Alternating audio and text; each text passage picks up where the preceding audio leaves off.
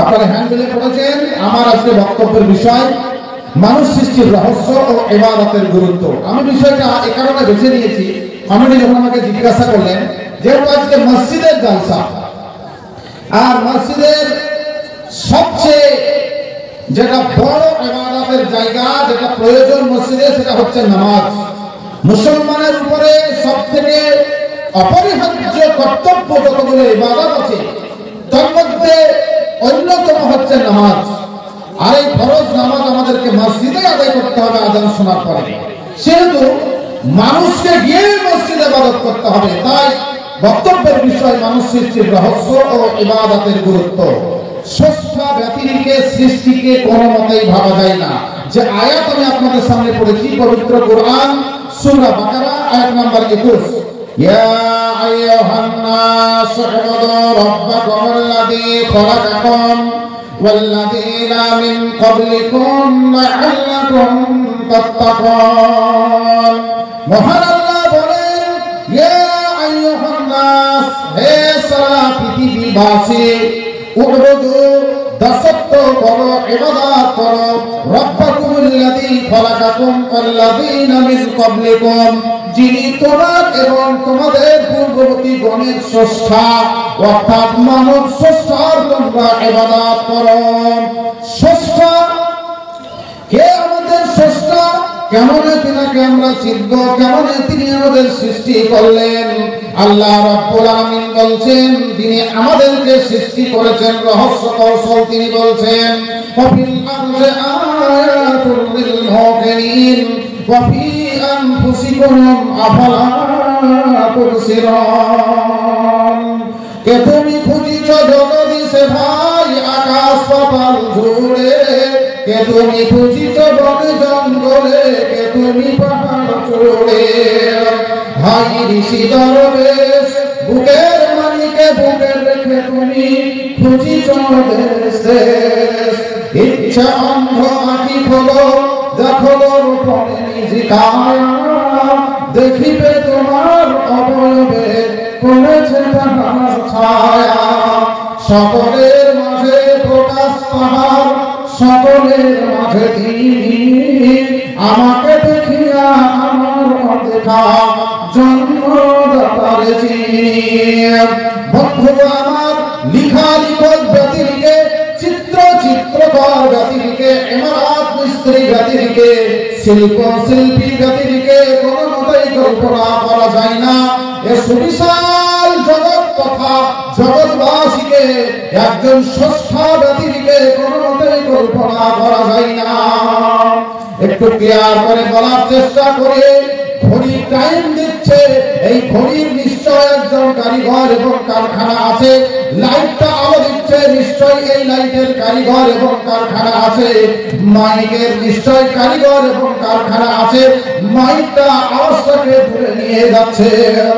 বন্ধুরা আমার, যুক্তির ক্ষেত্রে আপনি মেনে নিন, এই ঘড়ির কারিগর আছে কলকাতায়, লাইটের কারিগর আছে দিল্লিতে, আর মাইকের কারিগর আছে মুম্বাইয়ে।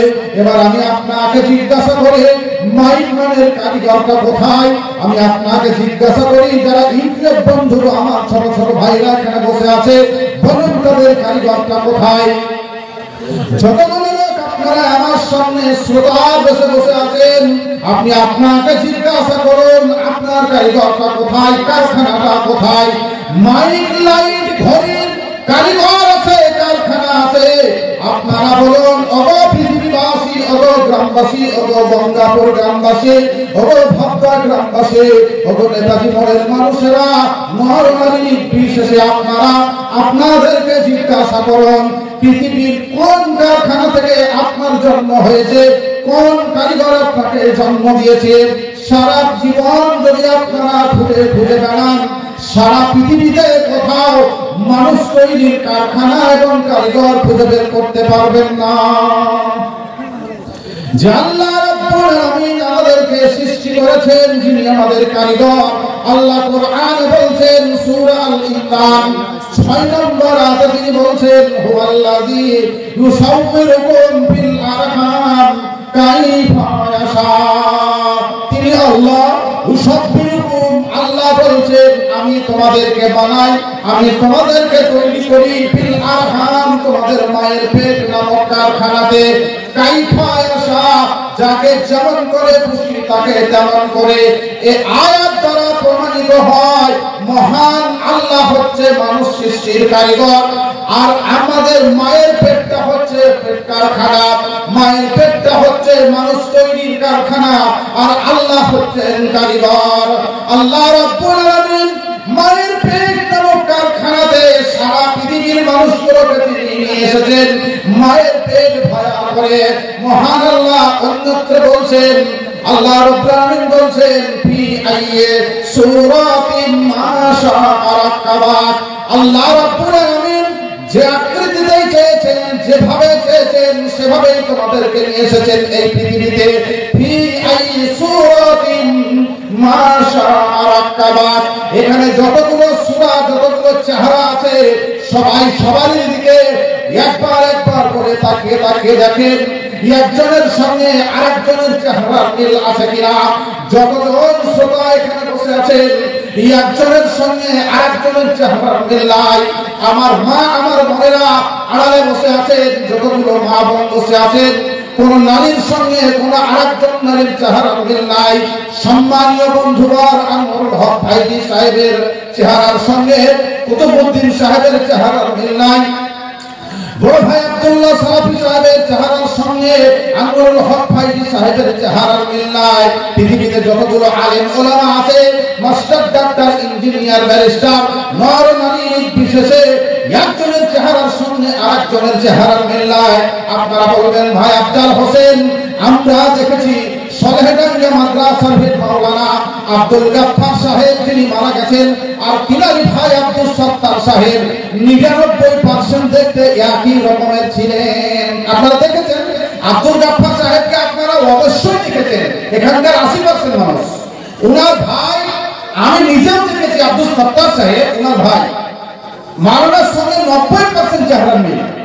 উনিও হেড মাওলানা, উনিও হেড মাওলানা। উনাদের অনেক বড় গল্প আছে, আমি সে জায়গায় যাবো না। আমার শিক্ষক আব্দুল গাফফার সাহেব, যিনার কাছে আমিও পড়েছি, আনোয়ারুল হক ভাইজি একটু আগে চলে গেলেন, আমরা একই ক্লাসে উলাসানি সোলাইমান মাদ্রাসায় পড়েছি। আব্দুল গাফফার সাহেব তখন প্রধান শিক্ষক। আমি বলতে চাচ্ছিলাম আব্দুল গাফফার সাহেব আব্দুল সত্তার সাহেবদের মতো একই চেহারা হয়তো গঙ্গাপুরের মাটিতে আছে, ভাবতাতে আছে, সরেডাঙ্গায় আছে, সারগাছিতে আছে, আশেপাশের অনেক গ্রামে হয়তো কাছাকাছি অনেকটা একই চেহারা আছে। আপনারা বলবেন ভাই আফজাল হোসেন, ভাবতার এরকম অনেক মানুষ আছে। আমি বলতে চাই কোন চেহারার মিল নাই। নিয়ে আসুন তিনাদেরকে, আর কুতুবউদ্দিন সাহেবের কাছে একটা কম্পিউটার লাগিয়ে দেন, আর কম্পিউটার দেওয়ার পরে সমস্ত মানুষগুলোকে লম্বা করে লাইন দিয়ে দেন, আর একে একে এসে তারা ফিঙ্গারপ্রিন্ট দিবে, আঙ্গুলের ছাপ দিবে। দেখবেন পৃথিবীতে যতগুলো মানুষ আছে একটা মানুষের ফিঙ্গারপ্রিন্টের সঙ্গে আঙ্গুলের ছাপের সঙ্গে আরেকটা মানুষের আঙ্গুলের ছাপের মিল হবে না। আল্লাহ রাব্বুল আলামিন তিনার সৃষ্টি কৌশল এমনই, শুধু গঙ্গাপুরের মানুষের নয়, ভাবনা নয়, আপনার বেলডাঙ্গা, বড়ুয়া, পাওয়ার হাউস করা, দেবকুণ্ড, আপনার কি বলে যতগুলো গ্রাম আছে সারা পৃথিবীতে যত মানুষ আছে প্রত্যেকটা মানুষের ফিঙ্গারপ্রিন্ট হচ্ছে সম্পূর্ণ আলাদা আলাদা প্রত্যেকটা মানুষের। আপনি যান হাই স্কুলের হেডমাস্টার মহাশয়, আপনি জমি বিক্রি করবেন কোন কার্যবশত, আর একজন হয়তো কিনবেন, আপনি ইংরেজিতে সুন্দর করে সই করবেন। জমি বিক্রি করার পর সরকার বাহাদুরের পক্ষ থেকে আপনাকে বলা হবে আপনি 5টা নয় 10টা আঙ্গুলের ছাপ এখানে আপনি লাগিয়ে দিন। সই কেলেঙ্কারি হতে পারে, স্ট্যাম্প কেলেঙ্কারি হতে পারে, আল্লাহর দেওয়া যে আঙ্গুলের স্ট্যাম্প এটা কেলেঙ্কারি হবে না। কম্পিউটার বলে দেবে এটা আফজাল হোসেনের, এটা আব্দুল্লাহর, এটা আব্দুর রহমানের।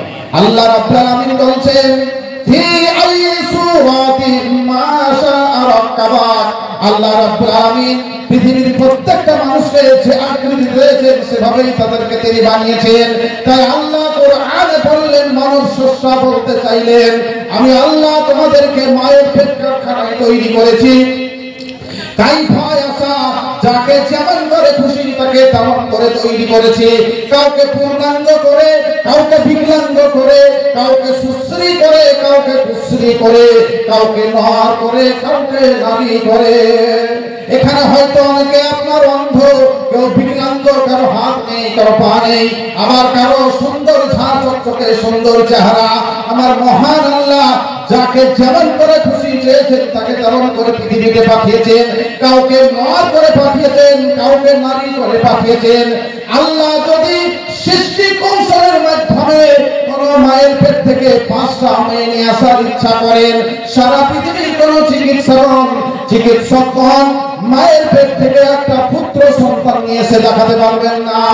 আবার আল্লাহ যদি কাউকে 5টা 4টে 3টে 2টো 1টা পুত্র সন্তান দেন, সারা পৃথিবীর কোন চিকিৎসকগণ মায়ের পেট থেকে একটা আপনার মহিলা একটা কন্যা সন্তান নিয়ে এসে দেখাতে পারবেন না।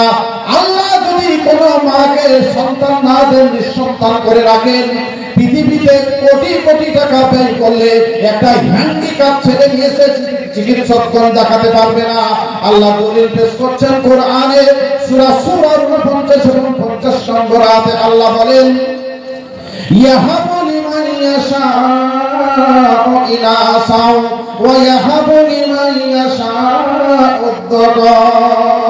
আদ-দাকার আও যুবুন যুকুরানা ওয়া ইনাসা ওয়া ইয়াজআলু মান ইয়াশাউ আকিমা। ছেলে ছেলে করে কেহ দিয়া বেড়াই, ছেলে ছেলে করে কেহ দিয়া বেড়াই, অনেক ছেলে থেকে চলে মরে যায়। কাউকে দেন আল্লাহ নারী আর নারী, আর কাউকে দেন তিনি নর আর নারী। আর যার প্রতি ইচ্ছা করেন রহমান, সন্তান আদি কিছু না দিয়েই করেন নিঃসন্তান। ইয়াহাবু লিমান ইয়াশাউ ইনাসা, আল্লাহ যাকে চান তাকে শুধু মেয়ে দেন, মেয়ে আর মেয়ে, মেয়ে আর মেয়ে। ওয়াহাবু লিমান ইয়াশাউ আদ-দুকুর, আল্লাহ যাকে চান তাকে শুধু ছেলে দেন, ছেলে আর ছেলে মেয়ে নাই। আও ইউযাব্বিজুহুম যুকরানা ওয়া ইনাসা, আল্লাহ যাকে চান তাকে ছেলে দেন, মেয়ে দেন। ওয়ায়াজআলু মান ইয়াশাউ আকিমা, আল্লাহ যার প্রতি ইচ্ছা করেন তাকে বন্ধা করে রেখে দেন।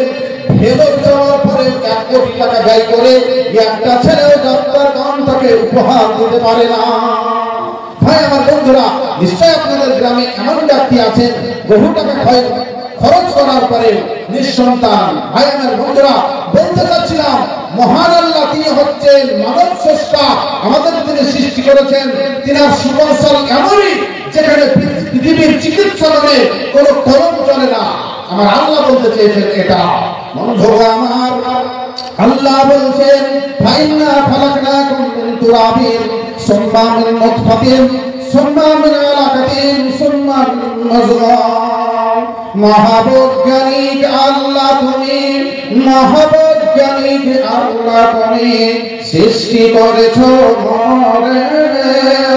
লক্ষ শুকর জানাই তাই তোমার বারে বারে।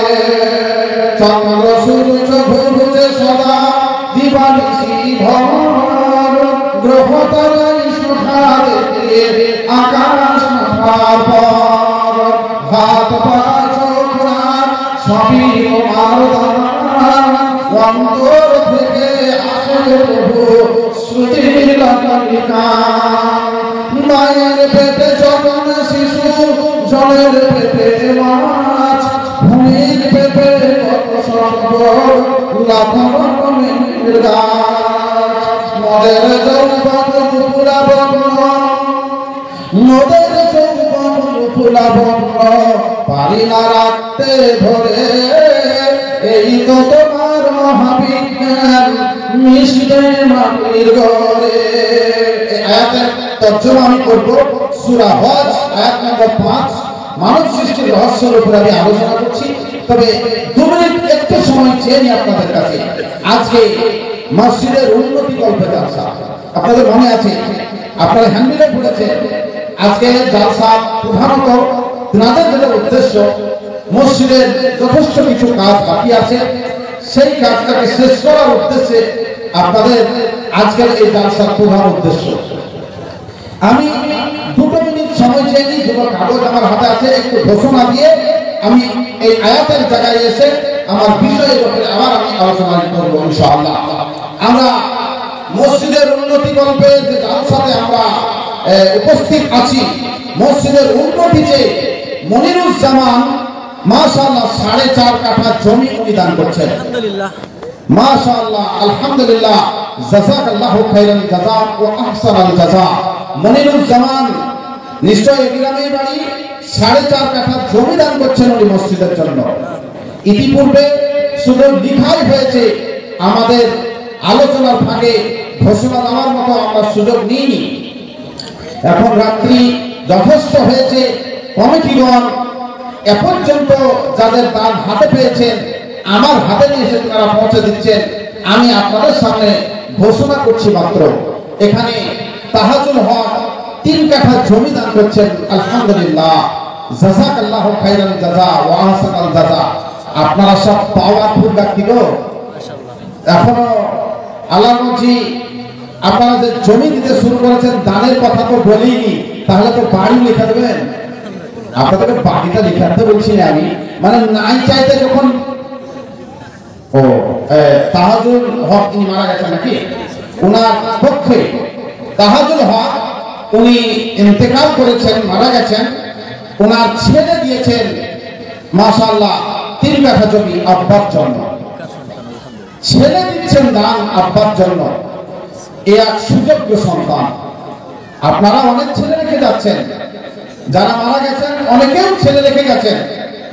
আজকে যে তাহাজুল হক উনি ছেলে রেখে গেছেন, হাদিসে এসেছে না, আও ওয়ালাদিন সালিহিন ইয়াদউলাহু, মৃত্যুর প্রাক্কালে সে 3টে জিনিস রেখে গেল, তার মধ্যে একটি যেটা কবর পর্যন্ত চলতে থাকবে, আও ওয়ালাদিন সালিহিন ইয়াদউলাহু, নেক সন্তান যে ছেলে তার জন্য দোয়া করবে। 4টা বেটা, আপনি মরে গেলেন, আপনার জানাজা পড়তে গেছে, তাও গিটার নিচে কাপড় ঝুলছে, জানাজার থেকে কাপড় কিনতে দেন না। আর আপনার প্রপার্টি টোটাল 30 কোটি টাকা, কি করলেন আপনি জীবনটা? টোটাল লাইফটা আপনার বৃথা। আপনার ছেলে খুব ফুরফুরা করে ইংরেজি বলতে পারে, এতে দাঁতের ফাঁকে হাসির কিছু নেই। ওই ইংরেজির মাঝে নয়, ইংরেজির উপরে আপনার ছেলে যদি ইসলামিক জ্ঞান রাখতে না পারে, আপনার ছেলে যদি ডবল এমএও পাস করে আর ইসলামিক জ্ঞানে যদি 0 হয়, তাহলে আপনিও 0। তার কারণ আপনার মৃত্যুর পরে আপনার জন্য ছেলে কি বলে কাঁদবে, সে কাঁদাটা তো আপনি শিখে গেলেন না। কি করলেন 30 কোটি টাকা প্রপার্টি করে আপনি? আপনার মৃত্যুর পরে কোনোদিন কাঁদতেও জানবেন আপনার জন্য। কেন কাঁদতে জানবেন? ওরা আমার বাপরা জোয়ান পাড়া, বাপরা ধরাম করে প্রপড়াম করে মরে গেল রে, আমার আব্বাকে পেটে লাগছে গো, এটা কাঁদা নয়। আল্লাহ যেভাবে আপনার ছেলেকে কাঁদতে বলেছেন আল্লাহর কাছে, সেই কাঁদা। আপনার মৃত্যুতে আপনার ছেলের বুক ফেটে যাবে, আর সেই ফাটাটা যেন সরাই দৃষ্টিকোণে হয়, সিজদায় গিয়ে টুকরে টুকরে কাঁদবে আপনার ছেলে আপনার জন্য। আপনার ছেলে প্রত্যেক নামাজে যতবার সালাম ফিরাবে, দোয়া মাসুরা পড়ার পরে রব্বির হামহুমা কামা রাব্বায়ানি সগীরা। প্রত্যেক ভাইয়ের কাছে আমার এটা অনুরোধ, জীবিত ও মৃত পিতামাতার জন্য এই দোয়াটা দোয়া মাসুরার সময় কমন করে নেবেন আপনারা। রব্বির হামহুমা কামা রাব্বায়ানি সগীরা, এর তাফসীর যদি আমি করি আমার 3.5 ঘন্টা লাগবে। আপনি বিরাট বড় মৌলবি বুঝছেন না, আমি সব থেকে ছোট মৌলবি। তার কারণে আব্বা মার উপরে ওয়াজ করতে হবে, রব্বির হামহুমা কামা রাব্বায়ানি সগীরা। ছোটবেলায় আব্বা মা যেভাবে আদর যত্ন করে মানুষ করেছেন, তো আব্বা মায়ের আদর যত্নের ওয়াজ কি 3.5 মিনিটে শেষ হবে নাকি? হাদিস ও কোরআন এর ব্যাপারে যতটা বলতে বলেছেন, তা 3.5 ঘন্টা কেন? আমার চেয়ে অনেক সুযোগ্য আলেম আছেন যিনারা 3.5 দিন পার করে দেবেন এর উপর আলোচনা করতে লাগবে। তা আমি বলতে চাচ্ছিলাম, শেষ কথা, তাহাজুল হক ভদ্রলোক মারা গেছেন, সুযোগ্য সন্তান রেখে গেছেন, তিনার ছেলে আব্বার জন্য 3 কাঠা জমি দান করছেন। আল্লাহ তিনার এই দানকে তুমি কবুল করো। আল্লাহ রাব্বুল আলামিন যে আশা উদ্দেশ্য নিয়ে দান করেছেন, উদ্দেশ্যকে কবুলে মঞ্জুর করো। ইয়া হাইয়্যু ইয়া কাইয়্যুম রাহমাতিকা নাস্তাগীস। আল্লাহুম্মা ইন্নী আউযু বিকা মিন জিকিদ দুনিয়া ওয়া জিকি ইয়াউমিল কিয়ামা।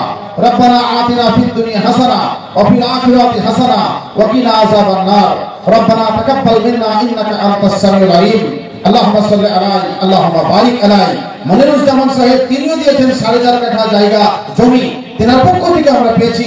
আল্লাহ তেনারও উদ্দেশ্যকে তুমি গ্রহণ করো, যে আশা উদ্দেশ্য মন মানসিকতা নিয়ে তেনার পক্ষে আমরা দান পেয়েছি মসজিদের জন্য, আল্লাহ দানকে তুমি গ্রহণ করো। পরিবার পরিজনকে সুখে স্বাচ্ছন্দ্যে রাখো, ঈমানে এবং আমালে রাখো। রব্বানা হাব লানা মিন আজওয়াজিনা ওয়া যুররিয়াতিনা কুররাতা আয়ুনিন ওয়াজআলনা লিল মুত্তাকিনা ইমামা। রব্বানা ফাগফির লানা যুনুবানা ওয়া কাফির আন্না সাইয়্যাতিনা ওয়া তাওফানা মা'আল আবরার। রব্বানা তাকাব্বাল মিন্না ইন্নাকা আনতাস সামিউল আলিম। আল্লাহুম্মা আমিন।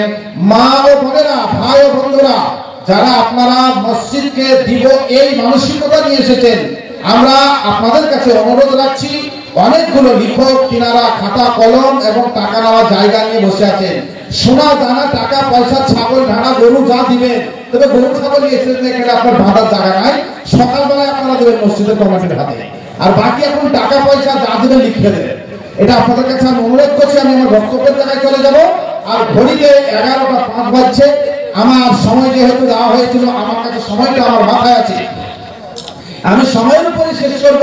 যেহেতু আজকে প্রত্যেকটা বক্তাকে প্রত্যেকটা ব্যক্তিকে, প্রত্যেকটা আলেমকে, শায়েখকে, প্রত্যেকটা আলোচককে সময়ের উপরে নির্দিষ্টভাবে আলোচনা করানো হয়েছে। আমি আমার সময়ের দিকে লক্ষ্য রেখে আমিও 11:30টায় ইনশাআল্লাহ শেষ করবো। আমি আমার সময়ের দিকে লক্ষ্য রেখে আমি 10টা 25-এ উঠেছি। তো যাক, জি আচ্ছা, তো আমি আমার সময়ের দিকে লক্ষ্য রেখে আমি বক্তব্য শেষ করব, কারণ সময়ের আগে সময়কে অবশ্যই গুরুত্ব দিব। অন্যান্য জায়গায় যা করি, তবে এখানে সেটা করছি না। সময়ের দিকে লক্ষ্য রেখে ইনশাআল্লাহ বক্তব্য শেষ হবে। আমি আপনাদের কাছে অনুরোধ রাখছি, মসজিদের জালসা মা বোনদের কাছে আমার আবেদন যে আপনারা আপনাদের মূল্যবান দান কমিটিদের হাতে আপনারা লিখাবেন। আলোচনা চলবে, দানও চলবে। আবার আপনাদের দান হাতে পেলে ইনশাআল্লাহ ঘোষণা দেব। আমার আলোচনা ছিল আপনাদেরকে সঙ্গে এবং সাথে নিয়ে মানুষ সৃষ্টির রহস্য ও ইবাদতের গুরুত্ব এর উপরে। তো মানুষ সৃষ্টি আপনারা জানেন একজনের থিওরি, সমস্ত বৈজ্ঞানিকের নয়, একজনের থিওরি। মানুষ এসেছে বলেন কি থেকে? আপনারা যেটা জানেন অনেকে বাঁদর থেকে, মানে আমরা জানি কিনা কি সবাই বাঁদরের বাচ্চা। আপনারা আবার রাগটা করিয়েন না যে মৌলানা সাহেব ছোট মুখে বড় কথা, আপনি আমাদেরকে বাঁদরের বাচ্চা বলছেন। আমিও স্বামী তার ভিতরে। ভাই, এটা আমাদের কথা নয়, এটা চার্লস ডারউইনের একটি মন্তব্য, চার্লস ডারউইনের থিওরি। তিনি বলেছেন মানুষ এসেছে বানর থেকে। ইসলাম এর কতটা গুরুত্ব দেয় জানেন?